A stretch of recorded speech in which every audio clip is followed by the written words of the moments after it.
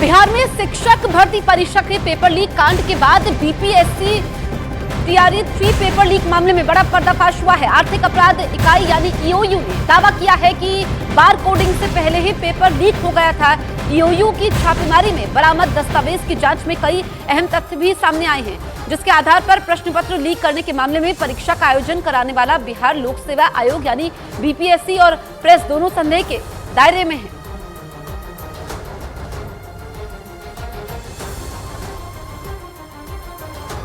बिहार के पूर्व deputy CM Tejashwi Yadav ने पेपर लीक मामले पर नीतीश सरकार को घेरा है। तेजस्वी ने कहा कि 17 महीने में कोई पेपर लीक नहीं हुआ।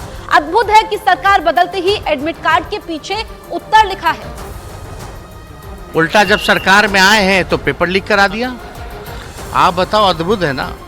हम लोगों ने 70 दिन के अंदर 2 लाख लोगों को 2 बार में परीक्षा करा करके कम समय में 2 लाख लोगों को नियुक्ति पत्र बांटे। ये बीजेपी की सरकार आती है, पेपर लीक हो गया। अब पेपर लीक हुआ तो अद्भुत है, एडमिट कार्ड के पीछे उत्तर लिखा हुआ है। जो बच्चे, जो नौजवान जिनका भविष्य खिलवाड़ ये लोग कर रहे हैं उनके भविष्य के साथ, जो तैयारी, जो मेहनत वो करते हैं, जो उनके पिता आर्थिक रूप से जो सहयोग करते हैं बच्चे को पढ़ाने में, वो सारा बर्बाद हो जाता है।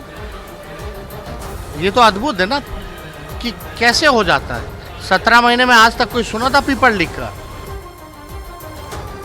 झारखंड के कई जिलों से जेपीएससी का पेपर लीक होने की जानकारी लगातार सोशल मीडिया पर सामने आने के बाद यह आशंका है कि इस बार भी जेएसएससी पेपर लीक की तरह जेपीएससी का भी पेपर लीक हुआ है, जिसके बाद इस मामले पर सियासत भी शुरू हो चुकी है। नेता प्रतिपक्ष उमर कुमार बाउरी ने पेपर लीक होने को दुखद और शर्मनाक करार दिया है।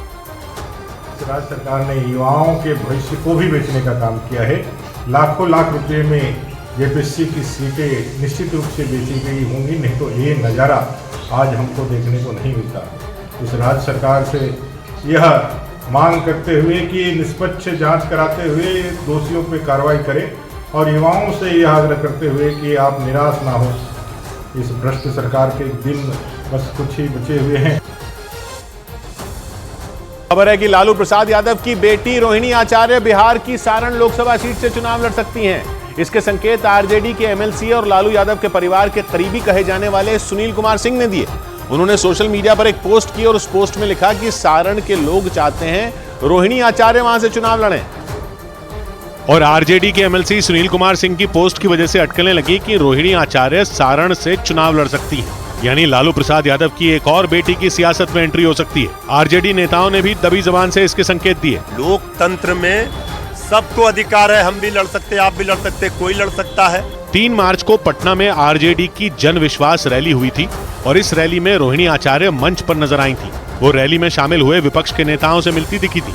ये पहला मौका था जब रोहिणी आचार्य सियासी मंच पर लालू प्रसाद यादव के साथ दिखी थी। बीजेपी ने उसी रैली का जिक्र करते हुए लालू प्रसाद यादव को घेरा और परिवारवाद का मुद्दा उठाया। बहू भी आने वाली है, ये परिवारवादी परिवार से बाहर नहीं निकलेंगे। पटना के गांधी मैदान में हुई रैली में लालू प्रसाद यादव के परिवार की ओर से राबड़ी देवी, तेजस्वी, तेज प्रताप, मीसा भारती और रोहिणी आचार्य मंच पर मौजूद थे। इस रैली के कुछ ही दिन बाद खबर उड़ी कि रोहिणी आचार्य की सियासत में एंट्री होने वाली है।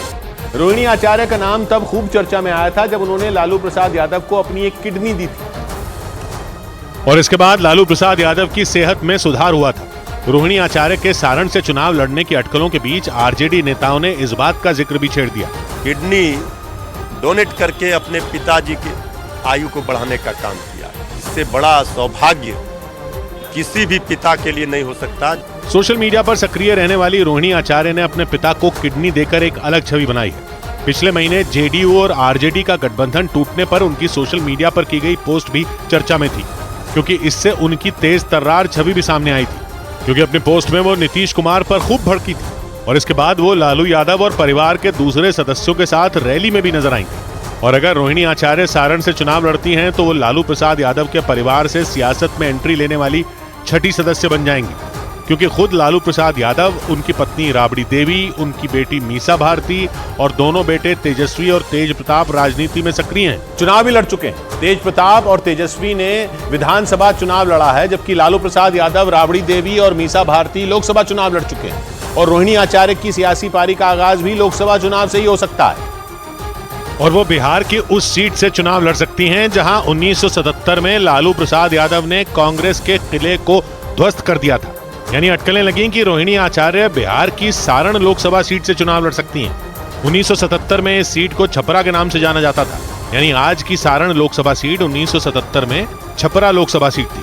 1957 से 2004 तक ये सीट छपरा ही रही। परिसीमन के बाद इसका नाम सारण हो गया और छपरा को इसका मुख्यालय बना दिया गया। आसान भाषा में कहें तो छपरा लोकसभा सीट का नाम सारण लोकसभा सीट पड़ गया।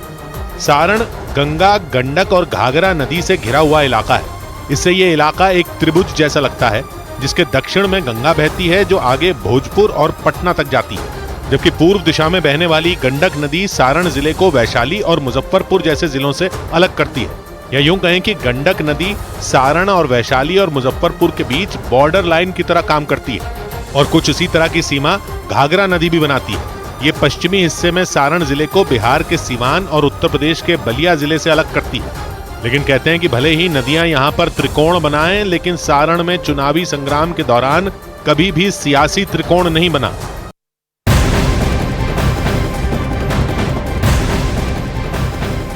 बिहार की सियासत से जुड़ी बहुत बड़ी खबर आपको बता दें। सूत्रों के मुताबिक आज एनडीए से अलग होंगे पशुपति पारस। आज ही मोदी मंत्रिमंडल से इस्तीफा भी दे सकते हैं पशुपति पारस। एनडीए से अलग होंगे पशुपति पारस क्योंकि उनको हाजीपुर सीट नहीं मिली। ऐसे में लोकसभा सीटों में उनको प्रतिनिधित्व एनडीए में नहीं मिला, जिस वजह से वो अपनी राहें अलग कर सकते हैं। सूत्र बता रहे हैं कि आज पशुपति पारस अलग होंगे और मंत्री पद से भी इस्तीफा दे सकते हैं पशुपति पारस। चंद्रमोहन, न्यूज 18 इंडिया संवाददाता फोन लाइन पर मौजूद है। चंद्रमोहन, पशुपति पारस ने अपनी राहें अलग करने का मन बना लिया है, आज ही औपचारिक ऐलान हो जाएगा? बिल्कुल, देखिए 11:30 बजे के करीब पशुपति पारस ने प्रेस कॉन्फ्रेंस बुलाया है और उसमें ये बड़ा ऐलान हो सकता है। दरअसल लोकसभा में उनको एक भी सीट नहीं मिलने से उनकी नाराजगी है और कल से ही लगातार वो दूसरे दलों के भी संपर्क में आ गए हैं। साफ तौर पर उन्होंने आज से 3 दिन पहले भी ऐलान किया था कि जब तक एनडीए में सीटों के बंटवारे का ऐलान नहीं हो जाता है तब तक वो खामोश रहेंगे और उसके बाद वो कुछ भी कदम उठा सकते हैं। तो 11:30 बजे के करीब जो जानकारी मिल रही है सूत्रों से, उस समय वो प्रेस कॉन्फ्रेंस करेंगे और उसी में वो ये ऐलान करेंगे कि वो अपने केंद्रीय मंत्रिमंडल पद से इस्तीफा दे रहे हैं और उसके बाद दूसरे दलों के संपर्क में आएंगे और साथ ही वो ये भी ऐलान कर सकते हैं कि अब वो अगली चुनाव किसी अन्य गठबंधन के साथ लड़ेंगे। बिल्कुल, पहले संकेत भी दिए थे उन्होंने। चंद्रमोहन, शुक्रिया आपका।